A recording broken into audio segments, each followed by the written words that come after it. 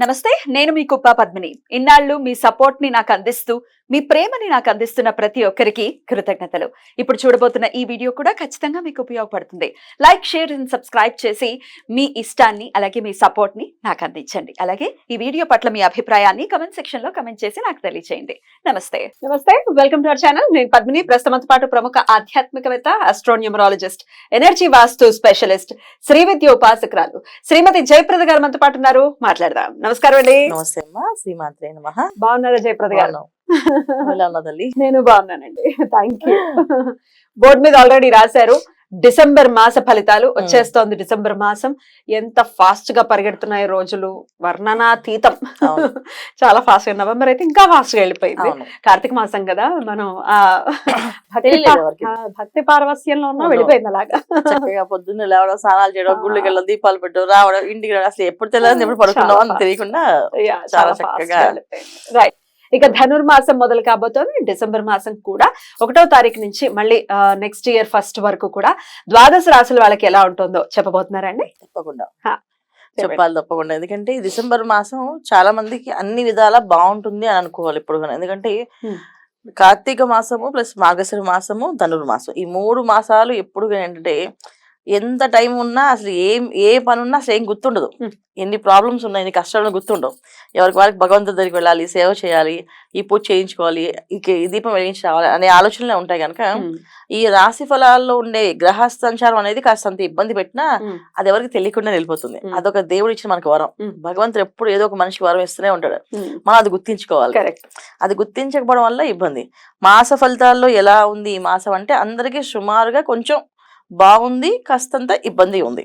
అయితే బాగున్నా ఇబ్బంది ఉన్నా అందరూ దేవాలయానికి వెళ్ళడం, దర్శనం చేసుకుని ఏదో రూపంలో స్వామివారి దర్శనం చేసుకుంటూ అసలు దీపం పెట్టడానికో పూజ చేయడానికో వెళ్తూ ఉంటాం కనుక ఈ అనుగ్రహం మనకి ఆ స్వామివారి దగ్గరికి వెళ్ళడం వల్ల అనుగ్రహం మనకి చక్కగా ఉంటుంది. అయితే గోచారంలో ఈసారి ఉన్న గ్రహస్థితి మనకి చూసుకుందాం తప్పకుండా. సో వృషభ రాశిలో గురువు వక్రించి ఉన్నారు, కర్కాటక రాశిలో కుజుడు ఉన్నారు, తర్వాత కన్యా రాశిలో కేతు, తర్వాత మనకి వృశ్చిక రాశిలో రవి బుధులు కలిసి ఉన్నారు, తర్వాత మనకి మకరం రాశిలో శుక్రుడు. ఇదొక గొప్ప యోగం. ఈ మాసంలో ఈ మకర రాశిలో శుక్రుడు రావడం అనేది చాలా రాశుల వాళ్ళకి కొంచెం యోగంగా అనిపించవచ్చు, బాగుంటుంది కూడా వాళ్ళకి. తర్వాత కుంభరాశిలో శని భగవానుడు, మీన రాశిలో రాహు. ఈ కాంబినేషన్స్ అన్ని మనకి శని భగవానుడు, రాహు అయితే ఎప్పటి నుంచో ఉన్నారు. సో ఈ కాంబినేషన్స్ లో ఏంటంటే గురువు వక్రించి ఉండడం వల్ల కొన్ని లాభాలు ఉన్నాయి కొంతమందికి, కొంతమందికి ఇబ్బందులు ఉన్నాయి. శని భగవాన్ వక్రగతి నుంచి నార్మల్ స్థితికి వచ్చినందుకు కొంతమందికి చాలా హ్యాపీగా ఉంది, కొంతమందికి కాస్త మళ్ళీ ప్రాబ్లమ్ స్టార్ట్ అవుతుంది. సో మనం ఎవరెవరికి ఎలా ఉందో మనం ఈ విషయాలు తెలుసుకుంటూ వాటికి పరిహారం చేసుకో. ఏం లేదు, మనం ప్రతి విషయాన్ని భయపడట్లేదు. ఇది ఇలా ఉంది కనుక మనం పరిహారం చేసుకుంటూ నామస్మరణ చేసుకుంటూ భగవంతుని మించిన శక్తి అయితే ఎవ్వరికి ఏది లేదు. ఆయన దగ్గర పూజా పునస్కారం, జపము, అనుష్ఠానం చేసిన వాళ్ళకి ఆయనే కాపాడతారు. గ్రహాలు మనం ఏమి చేయవాలి, తప్పకుండా అది నేను నమ్ముతాను 100%. తప్పకుండా. సో ఖచ్చితంగా ఏ రాశి వాళ్ళకి ఏ ప్రాబ్లం ఉన్నా వాళ్ళు సాల్వ్ చేసేసుకోవచ్చు, ఇబ్బంది ఏమో. 15th నుంచి కూడా రవి ధనుసు రాశిలోకి వెళ్ళబోతున్నారు. అంటే పంచమాధిపతి భాగ్యస్థానంలోకి భాగ్యస్థానం అది మంచి ప్లేస్ అని అనుకోవచ్చు. మంచి ప్లేస్. ధనస్సు రాశిలో రవి భగవాన్ అంటే రవి జనరల్ గా మకరంలో దిగ్బలాన్ని పొందుతాడు. దశమ స్థానానికి ఏంటంటే దిగ్బలాన్ని పొందుతాడు ఆయన మకర రాశిలో. సో ధనస్సు దగ్గరికి వెళ్తే ఆల్మోస్ట్ మకరం దగ్గర ఉన్నట్టే కదా. సో ఖచ్చితంగా ధనస్సులో రవి వెళ్ళే వాళ్ళు చాలా మందికి ఉన్నతమైన స్థానాలకి, పదవులకి రావు అనుకునే వాళ్ళకి అవి ఇప్పించడం వస్తుంది. ఎందుకంటే ఇక్కడ శుక్రుడు వచ్చాడు, మళ్ళీ శని భగవానుడు, అందరు కాంబినేషన్స్ ఉన్నమాట. రవి, శుక్ర, శని, రాహు ఒక గ్రహమాలికలో వచ్చినట్టు ఏర్పడుతుంది. అంటే మనకి గురువు కూడా ఉన్నట్టు అక్కడ. ఎందుకంటే గురువు వక్రించి మేషాన్ని చూసినట్టు ఆ లెక్కన మనకి మొత్తం పంచగ్రహాలు ఒకే మాలికలో వచ్చినప్పుడు అదొక రకమైన యోగం. అది షష్టగ్రహాలు 6 ఉన్నాయి, 1 2 3 4 5 6 మీరు అన్నట్టుగా గురువు బ్యూటిఫుల్ అండి. చాలా మంచి ఈ స్థితి మాత్రం చాలా మంచిది. మరి దీని రీత్యా మరి ద్వాదశ రాశుల వాళ్ళకి ఎలా ఉంది ఇప్పుడు చెప్తారా? వృశ్చిక రాశి వారికి మరి డిసెంబర్ మాసం ఎలా ఉండబోతుంది? తప్పకుండా. వృశ్చిక రాశి వాళ్ళు కాస్త ఈ మాసం అంతా అనుకూలంగా ఉన్నట్టుగా అనిపిస్తుంది, కానీ అనుకూలంగా ఏం లేదు. వీళ్ళకి కాస్త మిశ్రమ ఫలితాలు ఉన్నాయి.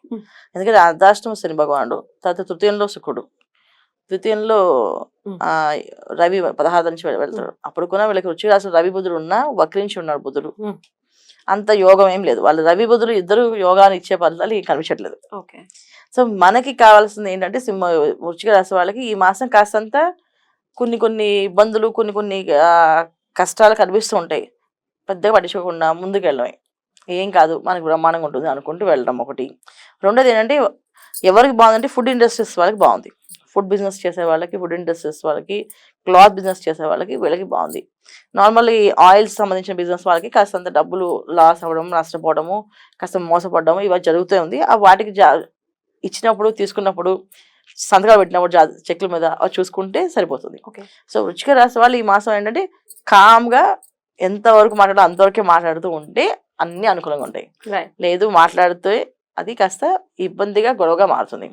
జనరల్గా సహజంగా వృశ్చిక రాశి వాళ్ళు ఏదైనా కోపం వస్తే ఆగలేరు, బోలగా మాట్లాడతారు. ఇప్పుడు రవి బుద్ధులు అందరూ ఉన్నారు, ఇంకాస్త ఎక్కువగా మాట్లాడే అవకాశం ఎక్కువగా ఉంటుంది, అదొక ఇబ్బంది.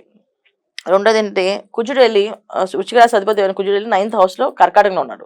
9th హౌస్ కర్కాటకంలో ఉండడం వల్ల ఒక రకంగా అదృష్టంగా, ఎందుకంటే వీళ్ళకి రావాల్సిన స్థిరాస్తులు ఏమైనా ఉంటే అది లాక్కుని ఇప్పించే అవకాశం ఉంది. కాబట్టి అర్ధాష్టమస్తని వీళ్ళకి యోగాన్ని ఇస్తుందా ఇవ్వట్లేదా అని చూసుకోవాలి. అంటే జన్మజాతకంలో శని భగవానుడు ఈ లాభస్థానంలో కానీ యోగం ఇచ్చే అంతర్దశలు కానీ నడుస్తున్నాయి అనుకోండి, ఇది ఇంకా ప్లస్, ఇది బాగా ప్లస్. ఎందుకంటే 9th హౌస్ కూర్చున్నాడు కదా, సో ఖచ్చితంగా ఆస్తులు అవి లాక్కుని వచ్చే అవకాశం ఎక్కువగా ఉంటుంది, బ్రహ్మాండంగా తీసుకొస్తారు. ఒకవేళ లేదు అక్కడ కూడా బాధ పెట్టే స్థానంలోనే శని భగవాన్ ఉన్నాడు అనుకోండి, వీళ్ళు కొంచెం కష్టం ఉంటుంది. అయినప్పటికీ కూడా 9th హౌస్లో ఉన్న కుజుడు వీళ్ళని కాపాడుతాడు 100%. కాకపోతే ఏంటంటే కష్టపెట్టి కొంచెం టెన్షన్ పెట్టి తర్వాత సుఖపెడతాడు. కాకపోతే కాస్తంత కష్టాన్ని, కాస్తంత ఆ బాధని, ఇబ్బంది మనం ఎదుర్కోవాలంటే కాస్తంత ధైర్యంగా ఉండాలి. ధైర్యం అనేది ఎక్కువగా ఉండడం, మౌనంగా ఉండడం ఇంపార్టెంట్ ఈ మాసంలో వీళ్ళు చేయాల్సింది. ఇంత మించి ఇంకేం లేదు. రెండోది ఏంటంటే వివాహాలు సమయంలో వచ్చిన వాళ్ళు వివాహ విషయంలో చేసుకోవచ్చు. వివాహాల్లో పెద్ద ఇబ్బంది లేదు, ట్రై చేసుకోవచ్చు, వివాహాలు జరపవచ్చు. సంతానం కొంచెం ఇబ్బంది ఉంది, సంతానం జాగ్రత్త చూసుకోవడం. వాళ్ళకి కొత్త వస్తువులు కావాలా, కొత్త ఇవి కావాలన్నా సరే, కాదమ్మా ఇప్పుడు కాదు కొనిస్తాం, ఓ మాసం ఆగండి అని చెప్పి నెమ్మగా వాయిదా వేయడం. డబ్బు అధికంగా ఖర్చు అయ్యే అవకాశం ఎక్కువగా ఉంది. అప్పు చేసే ఖర్చు పెడతాం, లేకపోతే మందరిగా ఖర్చు అవుతుంది, శుభకార్యాలు కూడా వెళ్ళే అవకాశం ఉంది. కాకపోతే ఏంటంటే ఖర్చు పెట్టి ప్రతిదీ కూడా ఆలోచించి ఖర్చు పెట్టడం, ఇది అవసరమా కాదా అది ఖచ్చితంగా చూసుకోవాలి. ఇది చాలా ముఖ్యమైన విషయం ఈ వృశ్చిక రాశి వాళ్ళకి ఈ మాసం. ఆరోగ్యపరంగా ఎలా ఉంటుందని అనుకోవచ్చు అండి? ఆరోగ్యం కాస్తంత ఇబ్బంది పెడుతుంది. అర్ధాష్టమ శని కదా, తర్వాత పంచంలో రాహు, పిల్లల వల్ల కానీ మనశ్శాంతి కోల్పోవడం కానీ, ఏదో ఒక రకమైన మానసికమైన ఇబ్బంది, శారీరకమైన ఇబ్బంది, మానసికం శారీరకం రెండు ఇబ్బందులు ఉంటాయి వీళ్ళకి. ఈ రెండు అవస్థ నుంచి బయటపడాలంటే ఒకటి అంటే మౌనంగా ఎంతవరకు అంతవరకు మాడుతూ ఉండడం ఒకటి, హనుమాన్ చాలీసా చదువుకోవడం కంటిన్యూగా, హనుమాన్ చాలీసా చదువుకోవడం, హనుమాన్ చాలీసా రాకపోతే ప్రదక్షిణ గుడికి వెళ్ళి చక్కగా ప్రదక్షిణాలు చేయడము, ఇవి చేసుకుంటూ వెళ్ళడము. తర్వాత గురువు ఎక్కువ ఆరాధించుకోవాలి, ఎందుకంటే ప్రతిరోజు గురువు ఎక్కువలకి అనుకూలంగా లేదు వృశ్చిక రాశి వాళ్ళకి. సో అర్ధాష్టమ శని భగవాన్ ఎప్పుడైతే శని భగవాన్ ఎక్కువగా ఎనర్జీస్ చూపిస్తున్నాడో కాస్తంత ఇబ్బంది, ఆలస్యం, ఆటంకాలు చూస్తాయి. వీళ్ళు చేసుకున్న ఏంటి దత్త చరిత్ర పారాయణ చేసుకుంటూ ఉండడము, ప్రతి నిత్యము గుడికి వెళ్ళి ఆ ప్రదక్షిణ చేసి బయటకు వెళ్ళడం. అంటే ఉద్యోగంకి వెళ్ళినా వ్యాపారానికి వెళ్ళినా ఒకసారి అలా దర్శనం చేసుకుని నమస్కారం పెట్టి స్వామి మమ్మల్ని చల్లగా చూడు అని చెప్పి వెళ్తూ ఉండడం. శని త్రయోదశి రోజున చక్కగా అభిషేకం చేయించుకోవడం. శనివారాల్లో కాస్త శాకాహారం తీసుకోవడం. శనివారం పూట కాస్త ఆహారం అంటే నియమం, శాకాహారం అంటే మామూలుగా ఉల్లిపాయ ఉండడం, సాత్వికమైన ఆహారం. శాకాహారం అంటే సాత్వికమైన ఆహారం. శనివారం జనరల్ గా అందరూ ఉల్లిపాయలు వెల్లుల్లిపాయలు కూడా తినద్దు. సాత్విక ఆహారం తినడం, ఒక పూట భోజనం చేసి రెండో పూట పలహారం తినడం.